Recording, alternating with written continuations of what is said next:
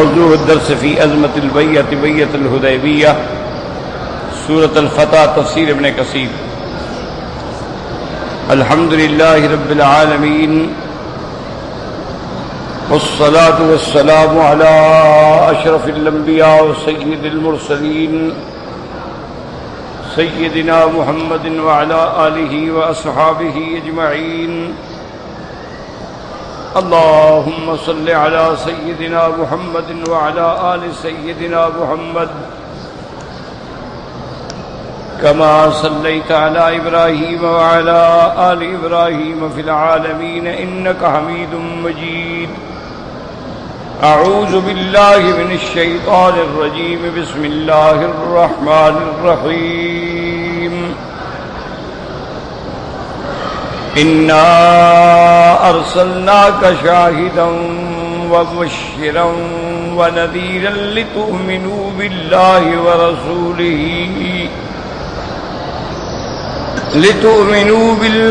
ورسوله وتعزروه وتوقروه وتسبحوه بكرة وأصيلا. إن الذين يبايعونك إنما يبايعون الله يد الله فوق أيديهم فمن نكث فإنما ينكث على نفسه ومن أوفى بما عاهد عليه الله فسيؤتيه أجرا عظيما. اللہ تبارک و تعالی نے کلام مقدس کی ان آیات مبارکہ میں ارشاد فرمایا، اپنے پاک پیغمبر کو خطاب فرمایا کہ انا ارسلناک شاہدن، میرے محبوب ہم نے آپ کو شاہدن گواہ یا شاہدن اظہار کنندہ مخلوق پہ بنا کے بھیجا،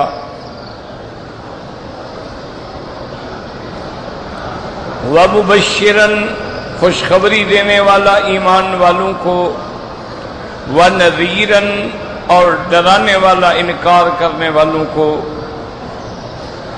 لِتُؤْمِنُوا بِاللَّهِ وَرَسُولِهِ تاکہ تم اللہ پر، اللہ کے رسول پر ایمان لاؤ، وَتُعَزِّرُوهُ اور اس کی پوری پوری تعظیم کرو، وَتُوَقِّرُوهُ اور پورا پورا احترام اور اجلال اور اعظام عطا کرو، وَتُسَبِّحُوهُ اور تسبیح کرو تم اللہ تبارک و تعالی کی، بکرتن و اصیلن یعنی اول دن کے اندر اس کو بکرا کہتے ہیں اور آخر دن کو اصیل کہتے ہیں، یعنی صبح و شام مانا ہر وقت تم اپنے اللہ کی تسبیح بیان کرو. یہ الحمدللہ ہم نے پڑھ لیا. اب اللہ فرماتے ہیں ان الذین یبایعونک انما یبایعون اللہ ید اللہ فوق ایدیہم. سمجھیں کہ بیعت جو ہے گویا ایک معاہدہ ہے، ایک عہد ہے، ایک میثاق ہے، اور پھر بیعت کے کئی اقسام ہیں، یاد رکھیں.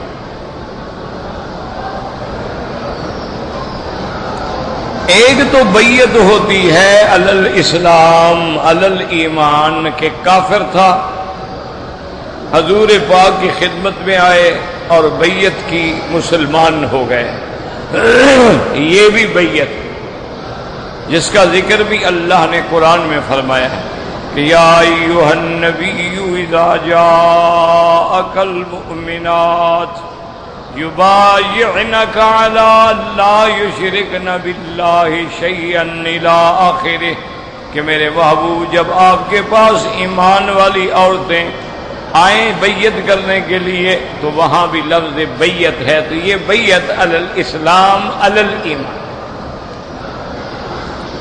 اسی طرح ایک بیعت جو ہے وہ بیعت علی الجہاد ہوتی ہے، یاد رکھو. کہ مسلمان تو ہیں، ایمان موجود ہے، لیکن اب اللہ کے نبی کا زمانہ ہے یا ان کے بعد خلیفہ کا زمانہ ہے، تو وہ جہاد کے لیے بیعت لے رہے ہیں کہ ہم اللہ کے اعلاء کلمت اللہ کے لیے، اللہ کے دین کی سر بلندی کے لیے جہاد کریں. یہ بھی بیعت ہے، بیعت علی الاسلام، بیعت علی الجہاد. اچھا، اسی طرح ایک بیعت ہے بیعت علی الموت. جیسے سلمۃ ابن الاکوع رضی اللہ تعالی عنہ فرماتے ہیں کہ حدیبیہ میں جو حضور سے ہماری بیعت ہوئی تھی وہ بیعت علی الموت تھی، اور دوسرے صحابہ فرماتے ہیں کہ اس بیعت کا مطلب یہ تھا کہ ہم حضرت عثمان کا بدلہ لیں گے، اور حتیٰ کہ اگر موت بھی آئی تو قبول کریں گے. یہ دونوں باتیں قریب قریب ہیں، تو یہ بھی ایک بیعت ہے. اسی طرح ایک ہوتی ہے بیعت ارشاد، یاد رکھیں، اس کو بیعت علی السمع والطاعہ بھی کہتے ہیں. اچھا، حضور پاک نے وہ بھی صحابہ سے بیعت لی ہے. آپ نے فرمایا بیعت اس بات پہ کہ علی السمع والطاعۃ فی المکرہ والمیسر، کہ میرے ہاتھ پہ بیعت کرو کہ ہر حال میں تم میری تابع داری کرو گے، دکھ ہو سکھ ہو ہر حال میں میرے حکم پہ چلو گے. اس کو کہتے ہیں بیعت علی السمع والطاعہ بھی کہتے ہیں. اچھا، اسی بیعت ارشاد سے یہ جو دنیا میں بزرگ ہیں، مشائخ ہیں، اولیاء اللہ ہیں، وہ بھی بیعت کرتے ہیں، تو یہ جائز ہے، کوئی منع نہیں. یہ بھی وہی بیعت ارشاد ہے کہ آدمی جب بیعت ہو جاتا ہے تو ذہناً ان کو اپنا استاد، اپنا شیخ، اپنا مربی تسلیم کر لیتا ہے، اور وہ اس کو پھر چلاتے ہیں، ہدایت کرتے ہیں، اور آہستہ آہستہ منزل مقصود پہ لے جاتے ہیں. تو یہ بیعت بھی جائز ہے، اس کا کوئی انکار نہیں کرتا ہے. لیکن شرط صرف یہی ہوتی ہے کہ آپ جس کی بیعت کرنا چاہیں وہ بندہ صحیح معنی میں عقائد حقہ رکھتا ہو اور صحیح معنی میں متبع حضرت محمد مصطفیٰ ہو صلی اللہ علیہ وسلم. تو ایسے مشائخ یا بزرگوں کی بیعت کرنا جو ہے وہ بھی بالکل جائز ہے، اور اس میں کوئی انکار نہیں. وہ بھی ایک بیعت. اچھا، پھر بیعت کے لیے یہ بھی ضروری نہیں ہوتا کہ ہاتھ دیا جائے. اسنا عام طور پہ ہاتھ دیتے ہیں، جیسے بہت سارے لوگ آتے تھے جب حضور کی خدمت میں تو آگے کہتے تھے ابسط یدک یا رسول اللہ لکی ابایعک، حضور ہاتھ بڑھائیں تاکہ میں آپ کی بیعت کروں. تو وہاں بھی ہاتھ کا ذکر ہے، اور حضور سے باقاعدہ ہاتھ ملاتے ہیں. اچھا، اسی طرح سیدنا حسین رضی اللہ تعالی عنہ وارضاہ جب میدان کرب و بلا میں پہنچے، اس وقت ابن زیاد حاکم تھا، اور اس کے آگے جو تھے وہ شمر ذی الجوشن اور اس قسم کے لوگ تھے. تو حضرت حسین نے ان کے سامنے 3 تجویزیں رکھی. انہوں نے کہا کہ دیکھو، بلا وجہ خون بہانے سے کیا مل جائے گا، اور ایک واضح بات ہے کہ میں 72 آدمیوں کے ساتھ تمہارا ملک تو نہیں چھین لوں گا. اچھا، تم نے بلایا، وفا نہ کی، مسلم ابن عقیل کو بھی شہید کر لیا، اب تو بات ختم ہو گئی نا. پہلے تو ایک تصور تھا نا کہ وہ سارے لوگ ہمارے تابع ہو جائیں گے، وہ تو نہ ہوئے. اب تو ہم صرف خاندان اہل بیت کے 72 آدمی ہیں، جن میں عورتیں ہیں، بچے ہیں، سب ہیں. اب ہم سے آپ لوگوں کو کیا خطرہ ہے؟ تو اب میری 3 شرطیں ہیں، ان میں سے کسی ایک کو قبول کرو. انہوں نے کہا ایک شرط تو یہ ہے کہ میرے راستے سے ہٹ جاؤ اور میں واپس مدینہ منورہ چلا جاؤں، اور دوسری شرط یہ ہے کہ اگر تم مجھے مدینہ منورہ نہیں جانے دیتے ہو تو کسی ساتھ والے دوسرے اسلامی ملک میں جانے کی اجازت دے دو، میں گزر جاؤں، میں تمہارے ملک سے بھی چلا جاتا ہوں. یہ 2 باتیں ہو گئیں. اور تیسری بات جو ہے وہ یہ ہے کہ اگر یہ دونوں نہیں مانتے ہو تو پھر مجھے یزید کے پاس جانے دو. راستہ کھول دو، میں یزید کے پاس جاتا ہوں۔ اچھا وہاں یہ بھی لفظ آتے ان اضع یدی فی یدہ، تاکہ میں اپنا ہاتھ اس کے ہاتھ میں دے سکوں، یعنی اگر وہ ہماری باتیں مان جائے تو میں اس کی بیعت کر لوں گا۔ تو وہاں بھی ہاتھ دینے کا ذکر آ گیا کہ ان اضع یدہ فی یدہ، اپنا ہاتھ اس کے ہاتھ میں، تو معنی یہ ہے کہ بیعت میں ہاتھ ملانا بھی ثابت ہے، بات سمجھے۔ اسی طرح اسی بیعت الحدیبیہ میں بھی یہ ثابت ہے کہ حضور پاک نے رحمت دو جہان صلی اللہ علیہ وسلم نے، آپ نے فرمایا کہ دیکھو حضرت عثمان جو ہیں وہ اللہ کے کام میں ہیں، ہمیں اطلاع ملی وہ شہید ہو گئے ہیں، لیکن اللہ جانے وہ زندہ ہیں، تو تم لوگ گواہ ہو جاؤ، میں چاہتا ہوں کہ اس بیعت کے شان سے عثمان محروم نہ ہو جائے، لہذا میں عثمان کی طرف سے خود بیعت کرتا ہوں۔ آپ نے فرمایا ہذہ یدی، یہ میرا ہاتھ ہے اور یہ عثمان کا ہاتھ ہے، تو آپ نے اپنا ہاتھ ملایا اور عثمان کی طرف سے بیعت کی۔ مانے یہ سمجھیں کہ ہاتھ ملا کر بیعت کرنا بھی جائز ہے، کوئی منع نہیں۔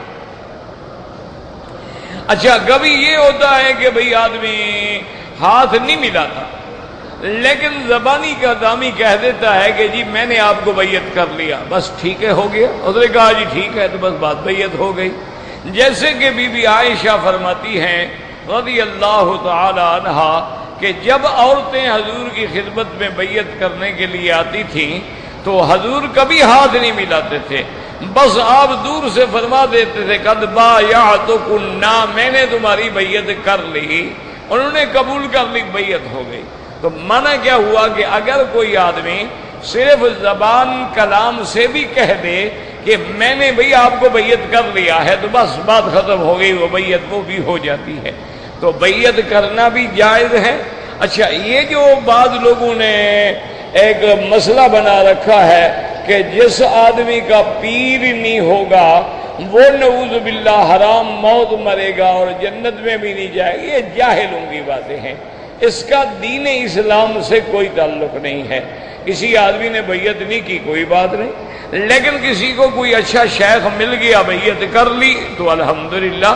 اس کی مثال یوں سمجھ لیں کہ جیسے ہم بیمار ہوتے، اب دیکھیں میں روز جاتا ہوں ڈاکٹروں کے پاس، یہ بات ہے یہ بات ایسا، یہ کرو یہ کرو یہ کرو، تو یہ ہمارے جسمانی معالج ہیں، اور اولیاء اللہ جو ہیں وہ ہمارے روحانی معالج ہیں۔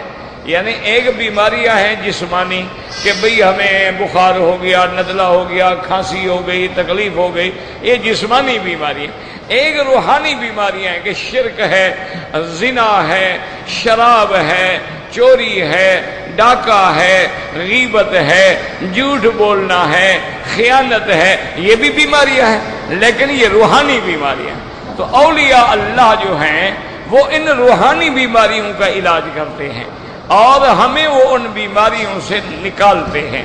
اچھا جیسے ہر ڈاکٹر کا انداز علاج الگ ہوتا ہے، ایک ڈاکٹر ہے وہ ترجیح دیتا ہے کہ بھئی مریض کو فوراً انجیکشن دو،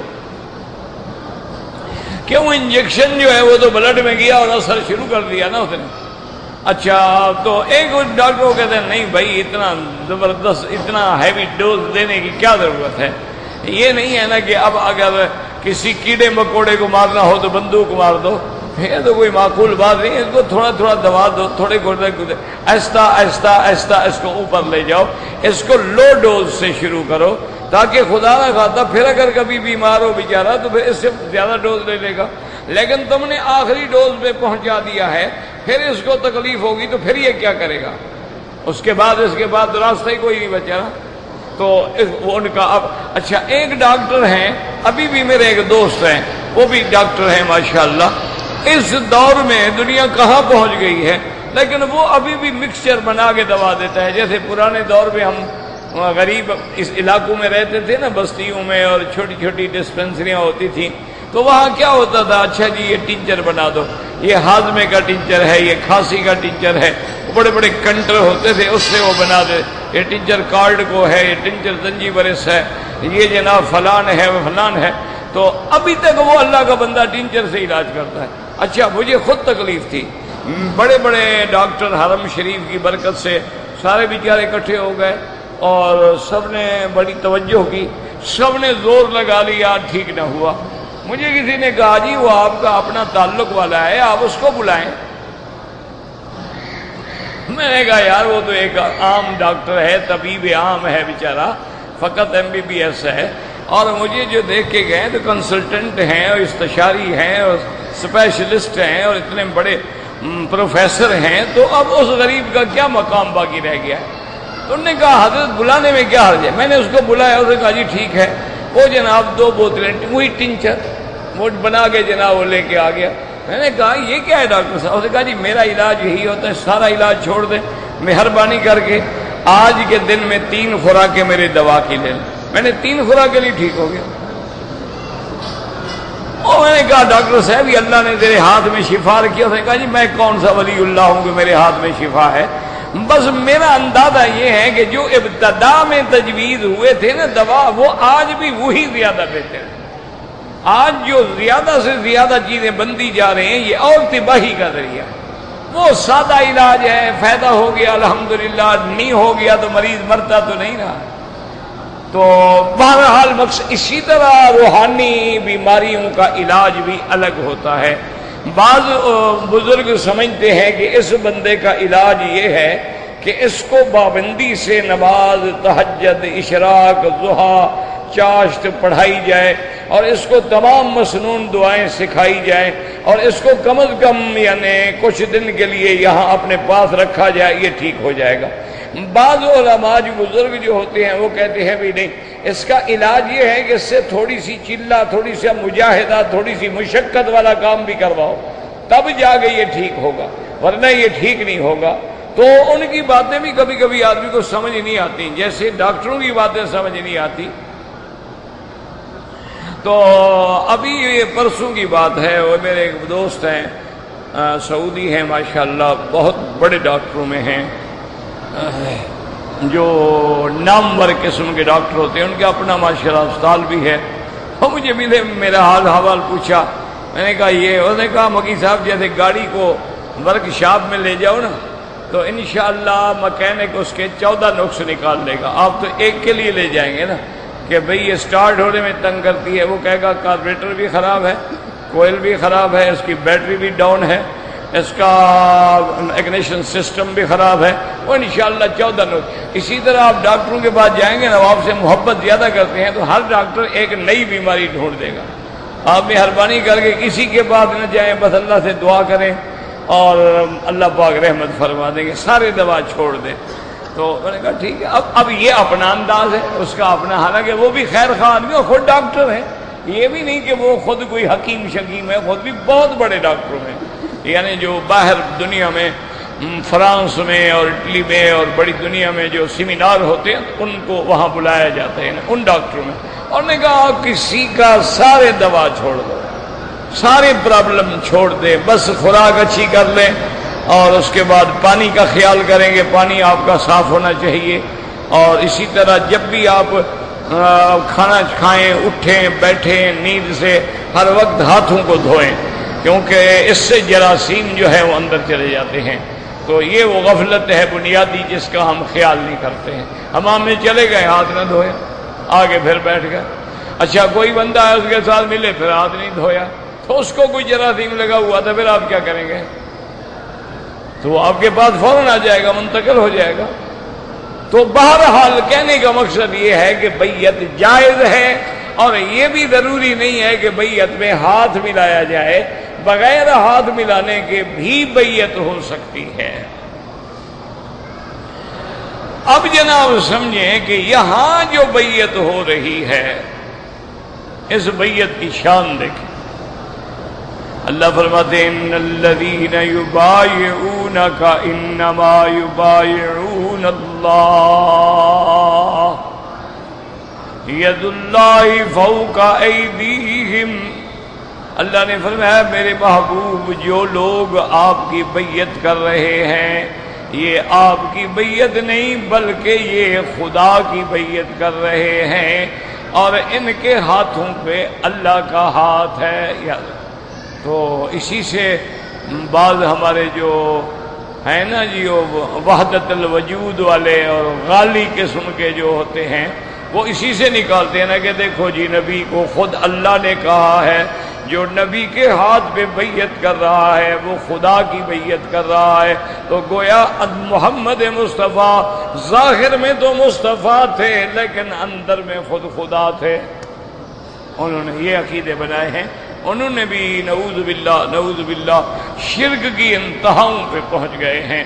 انہوں نے کہا کہ دیکھیں کہ اللہ خود فرما رہے ہیں ان الذین یبایعونک انما یبایعون اللہ، حالانکہ سیدھی بات ہے، جیسے دوسری آیت تھی اس کو سامنے رکھتے تو کبھی گمراہ نہ ہوتے۔ وَمَن يُطِعِ الرَّسُولَ فَقَدْ أَطَاعَ اللَّهَ، اللہ نے فرمایا جس نے میرے محبوب کی، میرے مدنی کی غلامی اور اطاعت کی، اس نے اللہ کی اطاعت کی۔ کیوں کہ اللہ کے فرمانے کے بغیر محمد مدنی نہیں کہتے وَمَا يَنطِقُ عَنِ الْهَوَىٰ إِنْ هُوَ إِلَّا وَحْيٌ یوحیٰ، میرا محبوب نہیں بولتے اپنی مرضی سے نہ اپنی خواہش سے، وہ تب بولتے ہیں جب ہم ان پہ وحی کرتے ہیں۔ تو جب اللہ کا حکم ہے، درمیان میں پیغمبر واسطہ ہے اور ہم نے پیغمبر کی اطاعت کی، تو گویا اللہ تبارک و تعالیٰ کی اطاعت کی۔ وہی بیعت یہ ہے کہ یہ جو بیعت ہے حکم خدا ہے، اللہ کا حکم ہے، اور اللہ کے حکم کی تعمیل میں میرے مدنی نے دعوت بیعت دی ہے۔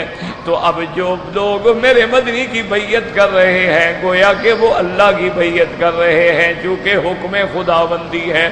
اور بعض علماء نے فرمایا چونکہ اللہ ما وہو معکم اینما کنتم، اللہ تمہارے ساتھ ہے چاہے تم جہاں ہو، وہ تمہارے ساتھ ہے۔ کیا معنی؟ وہ جانتے ہیں، وہ دیکھتے ہیں، وہ سنتے ہیں۔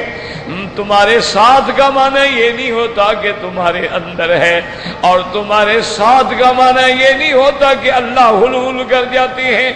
معنی یہ ہوتا ہے کہ اللہ جاننے والے ہیں، معیت علم ہے، اللہ سننے والے ہیں، جیسے قرآن نے خود ترجمہ فرما دیا ہے۔ اگر آدمی قرآن پہ نظر ڈال لے اور ساری آیات پہ نظر ڈال لے، متشابہات میں نہ پڑا رہے تو گمراہی سے بچ جاتا ہے۔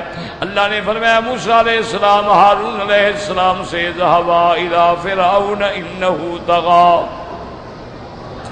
کہ جاؤ فرعون کو جا کے دعوت دو، وہ سرکش ہو گیا ہے۔ انہوں نے کہا مولا ہمیں ڈر ہے کہ فرعون ہمیں نقصان پہنچائے گا۔ اللہ نے فرمایا لا تخافا اننی معکما، نہ ڈرو میں جو تمہارے ساتھ ہوں۔ تو میں تمہارے ساتھ کا کیا معنی؟ اسمع و ارا، میں ہر بات سنتا ہوں، دیکھتا ہوں۔ تو جب تم فرعون کے پاس جاؤ گے میں ہر چیز دیکھ رہا ہوں، تم میرے علم کے اندر ہو، یہ معیت علمی ہے۔ تو جب میں سب کچھ دیکھتا ہوں اور میں نے حکم دیا ہے جانے کا، تو پھر تمہاری حفاظت کا بھی میں ذمہ دار ہوں۔ اس لیے فرمایا لا تخافا، ہرگز نہ ڈرو، اننی معکما، میں تم دونوں کے ساتھ ہوں۔ کیسے ساتھ ہوں؟ اسمع و ارا، میں سنتا ہوں اور دیکھتا ہوں۔ تو یاد رکھو یہ معیت علمی ہے، اور کبھی معیت نصرت ہوتی ہے، جیسے کہ حضرت موسیٰ علیہ السلام نے فرمایا تھا ان معی ربی سیہدین، میرا رب میرے ساتھ ہے۔ کیا معنی؟ اس کی مدد میرے ساتھ ہے، وہ مجھے رستہ دکھلائیں گے فرعون سے بچنے کا۔ اور جیسے میرے مدنی پاک نے غار میں فرمایا تھا یقول لصاحبہ لا تحزن ان اللہ معنا، آپ نے فرمایا اپنے ساتھی حضرت ابو بکر کو غم نہ کرو، اللہ ہم دونوں کے ساتھ ہے، اللہ کی معیت نصرت ہمارے ساتھ ہے، معیت علمی ہمارے ساتھ ہے۔ تو اب سمجھیں ان الذین یبایعونک انما یبایعون اللہ ید اللہ فوق ایدیہم، اللہ نے فرمایا میرا مدنی چونکہ میں ساتھ ہوں، چونکہ میں دیکھ رہا ہوں، چونکہ میں سن رہا ہوں اور تم میرے واسطے سے میرے لیے بیعت کر رہے ہو، تو گویا جو تو آپ کی بیعت کر رہے ہیں وہ میری بیعت کر رہے ہیں۔ اور پھر ان کی تو خاص شان ہے، جب آپ سے ہاتھ ملا رہے ہیں، ید اللہ فوق ایدیہم، اللہ کا ہاتھ ان کے ہاتھوں پہ ہے۔ یاد رکھو قرآن میں اللہ کے ہاتھ کا بھی ذکر ہے۔ اللہ تبارک و تعالیٰ کے بارے میں کافر کہتے تھے ید اللہ مغلولۃ، اللہ نے جواب دیا بل یداہ مبسوطتان، اللہ کے آنکھوں کا بھی ذکر ہے۔ اللہ نے فرمایا حضرت نوح علیہ السلام سے وَاصْنَعِ الْفُلْكَ بِأَعْيُنِنَا، اے حضرت نوح ہماری آنکھوں کے سامنے بناؤ کشتی۔ اللہ تبارک و تعالیٰ کی پنڈلی کا بھی ذکر ہے، یوم یکشف عن ساق، جب قیامت والے دن اللہ پنڈلی سے حجاب اٹھائیں گے تو پنڈلی کا بھی ذکر ہے، ہاتھوں کا بھی ذکر ہے، آنکھوں کا بھی ذکر ہے، اللہ کے چہرے کا بھی ذکر ہے۔ فرماتے ہیں اینما تولوا فثم وجہ اللہ، لیکن یاد رکھو ہمارا ان ساری صفتوں پہ ایمان ہے، ہمارا ان تمام اسماء و صفات پہ ایمان ہے، لیکن ہم کیفیت میں بحث نہیں کریں گے کہ اللہ کا ہاتھ کیسے ہے، اللہ کا چہرہ کیسا ہے، اللہ کی آنکھیں کیسی ہیں۔ اگر یہ بحث کریں گے تو ہم کفر میں پڑ جائیں گے۔ لہذا امام مالک امام دار الہجرہ رحمت اللہ علیہ، اللہ امام مالک پہ کروڑوں رحمتیں فرمائے، آپ نے مسئلہ حل کر دیا۔ جب کسی نے پوچھا کہ قرآن کہتے ہیں الرحمن علی العرش استوى، کہ رحمان عرش پہ ہے، تو استوا کا کیا معنی ہے؟ یعنی کیا یہ حقیقت ہے یا مجاز ہے؟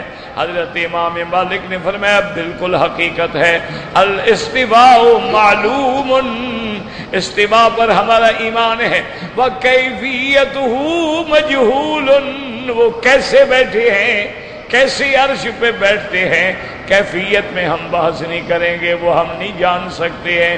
وَالسُّؤَالُ عَنْهُ غَيْرُ مَعْقُولٍ، اللہ کی اسماء صفات میں جھگڑنا، سوال کرنا جو ہے یہ خلاف عقل ہے۔ ہمارا عقل اتنی چھوٹا ہے کہ ہم ان چیزوں پہ نہیں پہنچ سکتے ہیں۔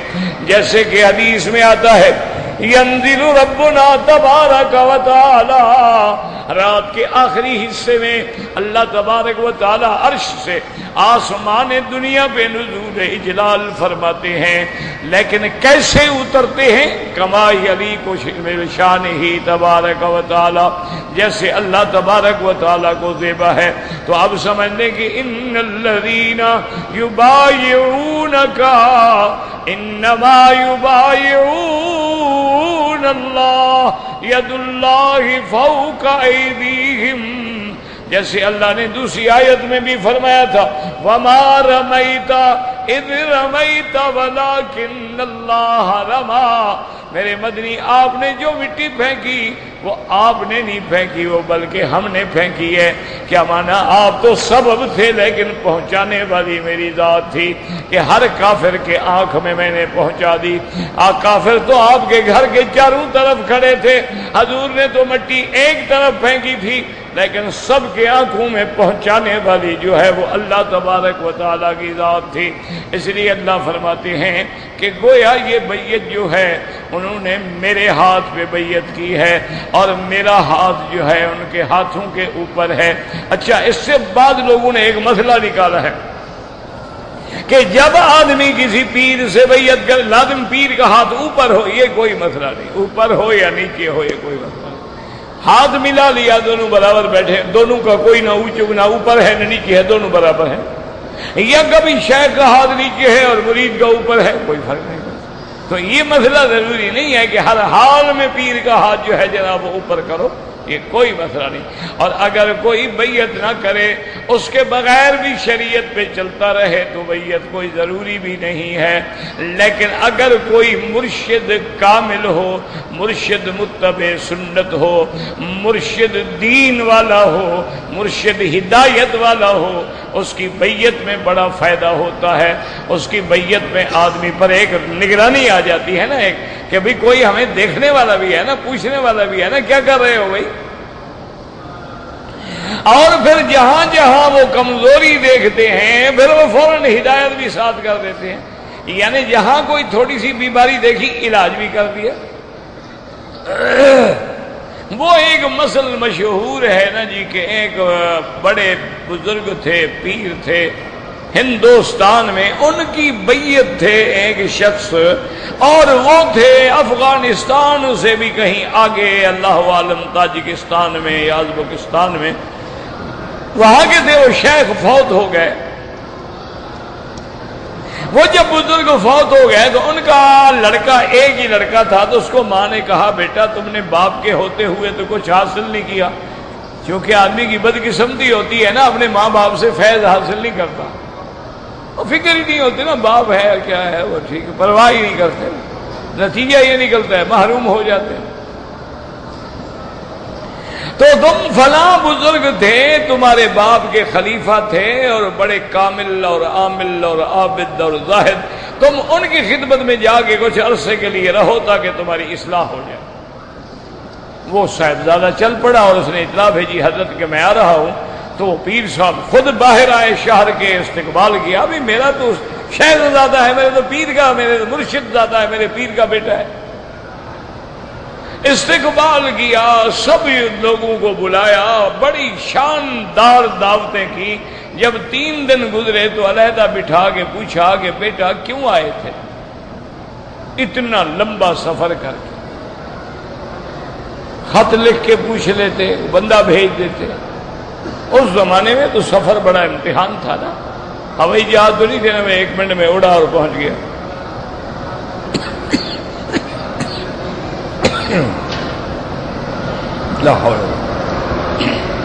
اس نے کہا جی حضرت میں نے آپ کو پتا ہے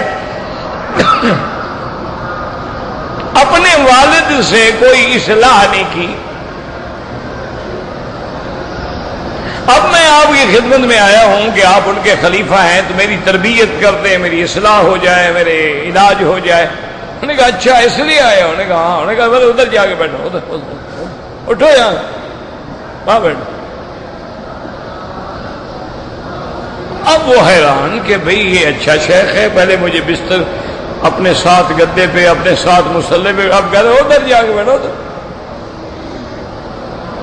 خیر بیٹھ گیا تو انہوں نے خادم کو بلایا، انہوں نے کہا آج کے بعد صاحبزادہ صاحب کی دعوتیں شافتیں بند ہیں، جو لنگر کی دال شال ہے نا وہ اس کو کھلا دینا رات کو۔ اس کے باپ نے بھی ہمیں خلافت اللہ واسطے نہیں دے دی تھی، ہمارا رگڑا نکالا تھا، ہم اس کا رگڑا نکالیں گے تو ٹھیک ہوگا نا۔ اس نے کہا بھی ٹھیک ہے۔ اب جناب وہ کوٹھڑی میں فرش پہ پڑا ہوا ہے، ایک پرانی چٹائی ہے، ایک پرانا کمبل ہے، اور دال کھانے کو ملی ہے جس میں صرف پانی ہے یا نمک ہے یا دال ہے، گھی کا نام نہیں ہے، سوکھی روٹی ہے، بیچارے نے کھائی، کیا کرے؟ تو بہرحال خلاصہ یہ ہے کہ کچھ عرصے کے بعد جو ہے تو اس شیخ نے اپنی ایک نوکر سے کہا کہ جب یہ بیٹھا ہو نا، اس زمانے میں یہ فلش سسٹم نہیں ہوتے تھے، ہر قسم کی گندگی جو ہے وہ صاف کی جاتی تھی اور ڈرم بھر بھر کے باہر پھینکے جاتے تھے۔ اس نے کہا جب وہ ڈرم بھر کے جا رہے ہو نا، ایسے طریقے سے گزرنا کہ وہ سارا اس کے اوپر گر جائے۔ اس نے کہا ٹھیک ہے۔ وہ ایسا گزرا جناب، وہ سارے کا اب جناب سر سے لے کر پاؤں تک ساری گندگی اور پاخانہ اور بدبو۔ اس نے دیکھا، اس نے کہا یار ہمارا وطن نہیں ہے، میرا وطن ہوتا نا میں تمہیں ٹھیک کر سیدھا کر دیتا۔ کیا کریں، مسافر ہیں، مجبور ہیں، جو کرو مرضی ہے بابا۔ ہو گیا بیچارہ، نہایا دھویا، کپڑے دھوئے بدلے، آیا واپس۔ تو شیخ نے پوچھا کہ بھی جب تم نے وہ گندگی گرائی تھی تو اس نے کچھ کہا تھا؟ انہوں نے کہا تھا کہ جناب میرا وطن نہیں ہے، مطلب میں تمہیں ٹھیک کر رہا ہوں۔ انہوں نے کہا اس کا مطلب یہ ہے کہ صاحبزادے کا ابھی عقل مٹی نہیں ہے، ابھی عقل نہیں نکلی، ابھی اور ڈوز دینی پڑے گی۔ اور کئی دن حضرت نے پھر اور رگڑا دیا، مہینہ 2 مہینے کا، پھر آدمی کو سکھایا تو وہ بندہ بہانہ کر کے ایسے اس پر وہ گندگی بھی گرا دی، خود بھی گر گیا، تو اس نے گندگی کا خیال نہیں کیا، فوراً اٹھا، اس کو اٹھانے لگا، بھائی تم کو تو چوٹ نہیں لگی نا، چھوڑو یار گندگی ہے، میں دھو لوں گا نہا لوں گا، تم گر گئے بیچارے، تمہیں تکلیف نہیں ہوئی۔ تو واپس گیا تو شیخ نے پوچھا آج کیا کہا؟ اس نے کہا جی آج تو اس نے کوئی اور تو میری ہمدردی میں رو رہا تھا کہ تم گر گئے۔ انہوں نے کہا بس الحمدللہ، شکر ہے اللہ کا کہ اصلاح ہو گئی، وہ اندر جو نفس ہے نا، وہ خناس ہے نا، وہ مر گیا، ٹھیک ہو گیا ہے اب یہ۔ تو شام کو جب آئے تو انہوں نے اپنی پگڑی اتاری اور سر پہ رکھ دی، اس نے کہا بیٹا اب جو کچھ میرے پاس تھا میں نے تمہیں سکھلا دیا ہے، جاؤ اور اپنے علاقے میں کام کرو، اور یہ پگڑی دستار بندی میں تمہاری کر دی ہے، اب الحمدللہ تمہاری اصلاح ہو گئی ہے، جہاں رہو گے انشاءاللہ بگڑو گے نہیں۔ اسی لیے دیکھا نا تبلیغی جماعت والے ہیں، اچھا عام آدمی کو کہتے ہیں ایک چلہ لگاؤ، اگر کوئی مولوی پھنس جائے نا اس کو کہتے ہیں 7 چلے لگاؤ۔ کوئی مولوی آ جائے نا یار میں بھی جاتا ہوں چلو چلا، وہ کہتے ہیں جناب آپ کو اس کو کیوں؟ وہ کہتے ہیں مولوی کا نفس مرتا نہیں نا، جب تک اس کے اندر وہ علم کی ضد کھڑی ہوئی ہے تو اصلاح کیسے ہوگی؟ کیوں؟ جب علم ہوتا ہے تو فطری بات ہے کہ ضد ہوتی ہے بندے، کیوں؟ علم اونچا ہے نا۔ دیکھو نا علم کہاں سے حاصل ہوتا ہے؟ آنکھوں سے، تو آنکھیں اوپر ہے۔ علم کہاں سے حاصل ہوتا ہے؟ دماغ سے، دماغ کہاں ہے؟ اوپر ہے۔ علم حاصل ہوتا ہے کانوں سے، وہ کہاں ہے؟ اوپر ہے۔ علم حاصل ہوتا ہے چکھنے سے، زبان کہاں ہے؟ اوپر ہے۔ کھانا پینا تو نیچے ہے نا، وہ تو انڈر گراؤنڈ ہے نا، اپر گراؤنڈ کے اندر علم ہے۔ جب علم ہوگا تو فطری بات ہے آدمی میں اونچائی تو آئے گی۔ پھر علم کے بعد تواضع آ جائے تو یہ ولایت ہے کہ علم بھی ہو اور مٹ بھی جائے، یہ پھر بغیر اللہ والوں کی صحبت کے یہ مقام حاصل نہیں۔ اس کا علاج پڑھنا پڑھانا نہیں ہے، اس کا علاج پھر اللہ والوں کی صحبت ہوتی ہے کہ وہ رگڑا نکال کے سیدھا کر دیتے ہیں، وہ مولویت والی اکڑ پھکڑ پھاں پھوں جو ہے نا وہ ختم ہو جائے، ورنہ وہ کہتے ہیں چھوڑے یار یہ کیا جاہل آدمی، یہ کل دکان سے اٹھا ہے اب تبلیغ میں ہمیں تقریر کر رہا ہے اور ہم مولوی ہو کے آگے بیٹھے اس کی سنے، جاہل ہے جس کو پڑھنا بھی کچھ نہیں آتا۔ تو اکڑ کھڑی ہے نا اندر، جب وہ اکڑ مر جاتی ہے وہ کہتے ہیں یار دین کی بات ہے کوئی کہے، وہ بات تو دین کی کر رہا ہے نا، اکڑ مر گئی نا، ورنہ پہلے عقل کھڑی ہوتی ہے، کمال ہے یار میں مولوی آدمی ہوں، ابھی نماز پڑھا رہا تھا وہ لفظ کی غلطی کی تھی، وہ عقل ہے نا اندر۔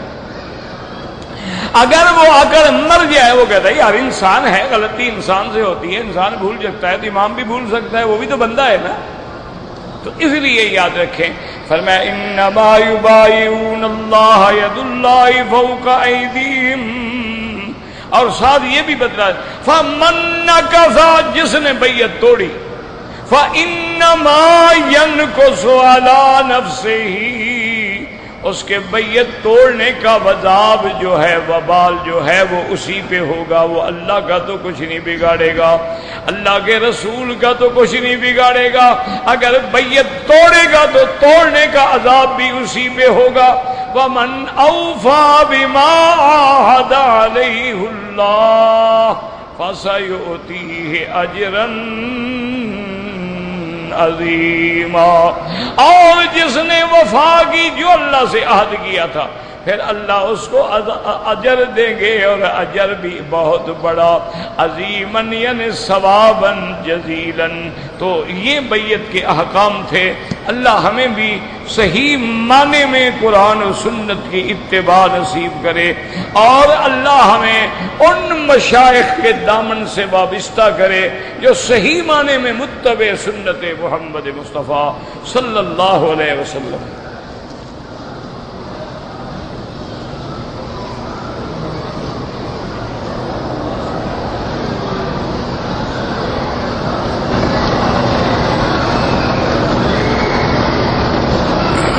کہتے ہیں جی کہ حضور صلی اللہ علیہ وسلم نے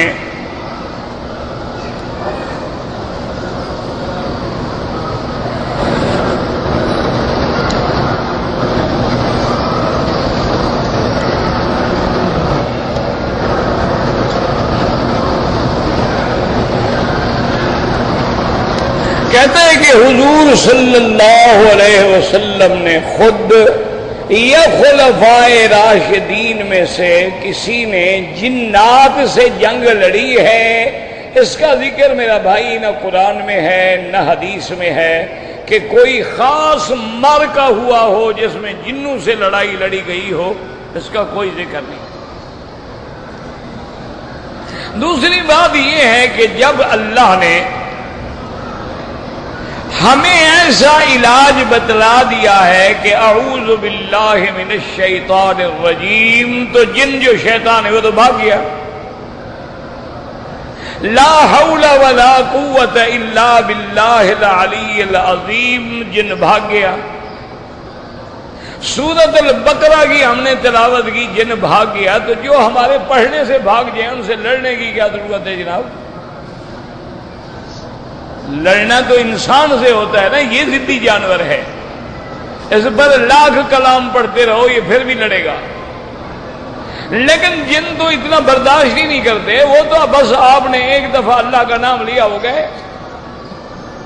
بہت قلیل جن ہوتے ہیں جو عفریت ہیں، جو شیطان مارد ہیں، یعنی جو سرکش جن ہوتے ہیں، کبھی کبھی کسی بندے کو بھی پکڑ لیتے ہیں، تو ان کو نکالنے کے لیے کبھی ان کو مارنا بھی پڑتا ہے، کبھی ان کو جلانا بھی پڑتا ہے، کبھی سزائیں بھی دینی پڑتی ہیں۔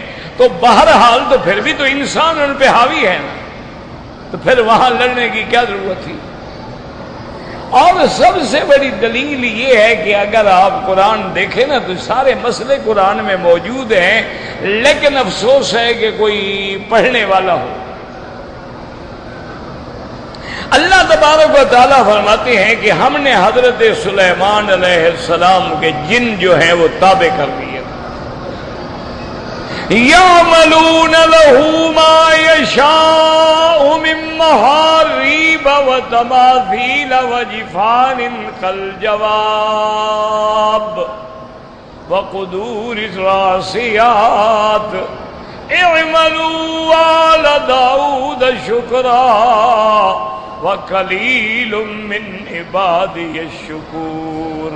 اللہ نے جنوں کو تابع کر دیا، حضرت سلیمان کے لیے بلڈنگیں بنا رہے ہیں، محراب بنا رہے ہیں، آپ کے لیے بڑے بڑے اس وقت کے زمانے کے مطابق جو مجسمات ہیں وہ بنا رہے ہیں، بڑے بڑے دیگیں بنا رہے ہیں، اور مسجد اقصیٰ پہ پتھر اٹھا اٹھا کے کام کر رہے ہیں۔ تو ان کے تابع کام تو کر رہے ہیں، لیکن لڑائی یا جنگ تو کبھی نہیں سنی۔ تو اس لیے بہرحال، اور دوسری بات یہ ہے میرا بھائی، تم انسانوں سے تو لڑ لو، جنوں سے پھر لڑنا، پہلے انسانوں کو تو بھگتو۔ یہ جو مخلوق ہے نا، یہ تو کوئی نرالی مخلوق ہے کہ مسجد میں بھی بندے مار رہے ہیں، نمازوں میں بھی بندے مار رہے ہیں، بازاروں میں بھی بندے مار رہے ہیں، ہر جگہ بندے موت کا شکار ہو رہے ہیں۔ یہ تو پتہ نہیں کون سی مخلوق ہے۔ اللہ تبارک و تعالی دعا کریں رحم فرما دے، اللہ پاک حالات پہ رحم فرما دے۔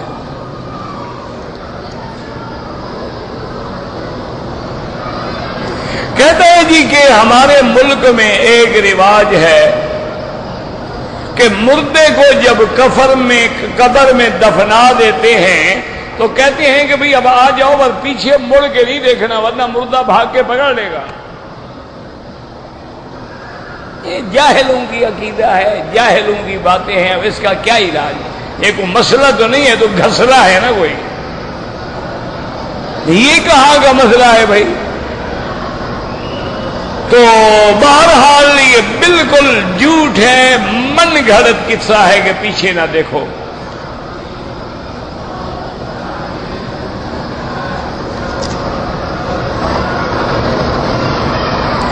کہتے ہیں جی کہ میرا ایک رشتہ دار ہے جو مسلمان تھا لیکن بعد میں مرزائی ہو گیا ہے۔ اللہ نے اب اس کو ہدایت دی ہے، وہ مسلمان ہونا چاہتے، بالکل ہو جائے، فوراً اپنا خاتمہ ٹھیک کرے، کیونکہ مرزائی کے کفر میں تو کوئی شبہ نہیں ہے نا میرا بھائی۔ تمام امت مسلمہ کا متفق علیہ فیصلہ ہے کہ مرزائی کافر ہیں، اور جو مسلمان مرزائی ہو جائے وہ تو مرتد ہے، اور مرتد کی تو سزا ہی قتل ہے۔ من بدل من انکم دینہ فاقتلوہ، حضور نے فرمایا جو دین بدل ڈالے اس کو قتل کر دو۔ تو اس لیے اس کا علاج یہی ہے کہ فوراً توبہ کرے، کسی عالم کے پاس جا کے دوبارہ کلمہ پڑھے اور سچے دل کے ساتھ مسلمان ہو جائے، بالکل ہو جائے۔ کہتے تھے کہ فرض محال اگر کوئی مرزائی ہے مسلمان نہیں ہوا، ہم ان سے لین دین تجارت کاروبار بالکل کر سکتے ہیں۔ اب ساری دنیا یہودیوں سے نہیں کر رہی۔ میرا بھائی دیکھو نا، آپ جو یہ موٹروں پہ چڑھتے ہو یہ کار کس سے لے رہے ہو؟ آپ جو گاڑیاں استعمال کرتے ہیں، جو موٹریں استعمال کرتے ہیں، جو ہوائی جہاز استعمال کرتے ہیں، آپ حتیٰ کہ اپنے جو کپڑے پہنتے ہیں، آپ حتیٰ کہ ماشاءاللہ اپنے یہ پیزا اور برگر اور یہ کھاتے ہیں، کہاں سے ہیں؟ سب کافروں کے تو ہیں، اور مسلمانوں کا تو مسلمان کا تو کام صرف دو ہیں، وہ گوشت کھاتا بھی ہے اور کچا گوشت خریدتا بھی ہے۔ مسلمان نے تو یہ دو کام سیکھے ہیں، اور تو کوئی کام آتا نہیں اس کو۔ پیسے آ گئے، کسی کی لڑکی اٹھا لی، پیسے آ گیا، کسی کو جا کے قتل کر دیا، جائیداد ساری مقدمے میں لگ گئی، بس مسلمان یہ جانتا ہے۔ انا للہ و انا الیہ راجعون، یعنی آج تک ہم یقین کریں یہ آلو جو ہے، ایک آلو آپ کے ہمارے ملکوں میں ہوتا ہے، اچھا یہ آلو جب آپ بیچتے ہیں تو چلو 20 روپے کلو بیچ دیتے ہوں گے، مہنگا ہو گیا 30 روپے بیچ دیتے ہوں گے، وہ اسی آلو کے چھوٹے چھوٹے چپس بنانے کے بعد، اس کو پیک کرنے کے بعد وہ تمہیں کم از کم 400 ریال کلو بیچتے ہیں۔ وہی آلو ہے اور کیا چیز ہے؟ کبھی اس کی چپس بنا دی، کبھی چپس کے اندر مرچ ڈال دی، کبھی چپس میں نمک ڈال دیا، کبھی چپس میں سرکہ ڈال دیا، کبھی چپس میں چیز ڈال دی، مختلف طریقے بنا کے وہی تم سے 20 روپے والا آلو جو ہے وہ 400 ریال میں تمہیں بیچتے ہیں۔ علم ہے، عقل ہے، وہ فائدہ اٹھا رہے ہیں، اور ہمارا فکر یہی ہوتا ہے کہ یار پیسے آ جائیں، فلاں جو رشتہ دار ہے نا اس کی لڑکی بڑی خوبصورت ہے، رشتہ مانگیں گے، نہ دیا اب اٹھا لیں گے، اور کیا، اب تو پیسے ہیں نا۔ وہ ان کو بھی جب پتہ لگے گا وہ کہیں گے یار کون مقدمے بازی کرے، وکیلوں کو فیس دو، تھانے پہ جاؤ، پولیس والوں کے پاس جاؤ، کوئی نہ سنتا ہے، 2 سال مقدمہ چلتا ہے، اٹھاؤ بندوق مارو دونوں کو گولی، السلام علیکم جا رہے۔ وہ بھی ایسا کرے جیسے تم نے سوچا ہے، وہ بھی تو وہی سوچتے ہیں نا۔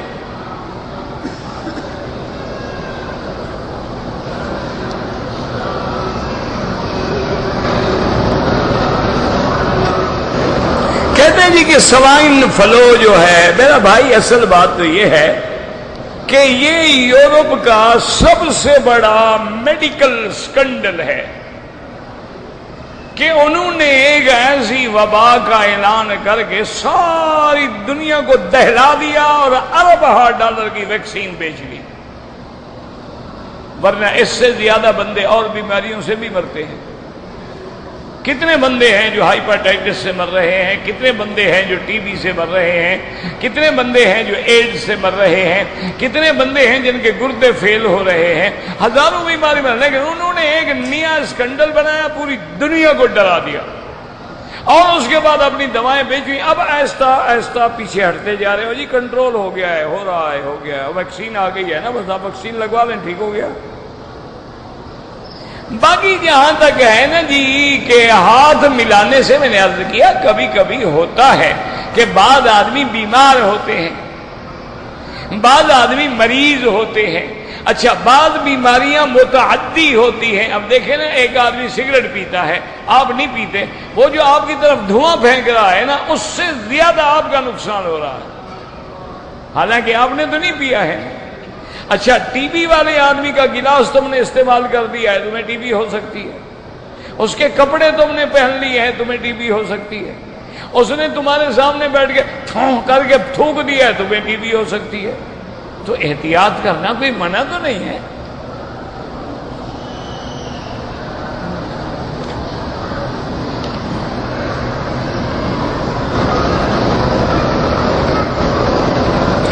اگر آدمی بطور وظیفہ کوئی قرآن کی آیت پڑھتا ہے، یعنی بطور دعا، تو وہ پڑھی جا سکتی ہے، لیکن سورت فاتحہ قرآن ہے، افضل یہ ہے کہ وہ ایام حیض میں نہ پڑھے، بعد میں پورا کر لے۔ بعض علماء کہتے ہیں قرآن کو ہاتھ نہ لگائے، یاد پڑھتی رہے اور بطور دعا سمجھ کے پڑھے، بطور قرآن سمجھ کے نہ پڑھے۔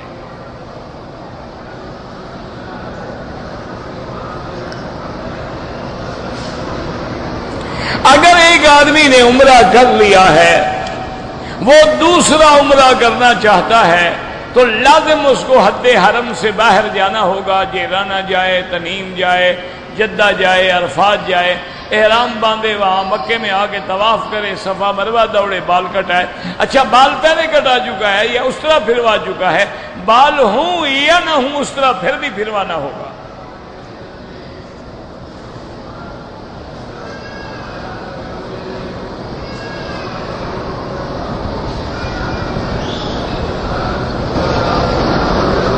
ایک آدمی نے بیوی کو طلاق دی، رجوع کر لیا، پھر ایک اور طلاق دی، بہرحال 2 ہو گئی، اب بھی رجوع ہو سکتا ہے۔ جب 3 ہوں تو پھر نہیں ہو سکتا، ابھی تو 2 ہیں نا، کوئی مسئلہ نہیں، جلدی اپنے علاقے کے عالم کے پاس جا کے مسئلہ پوچھ کے اس پہ عمل کرو۔ ربنا تقبل منا انک انت السمیع العلیم وتب علینا انک انت التواب الرحیم۔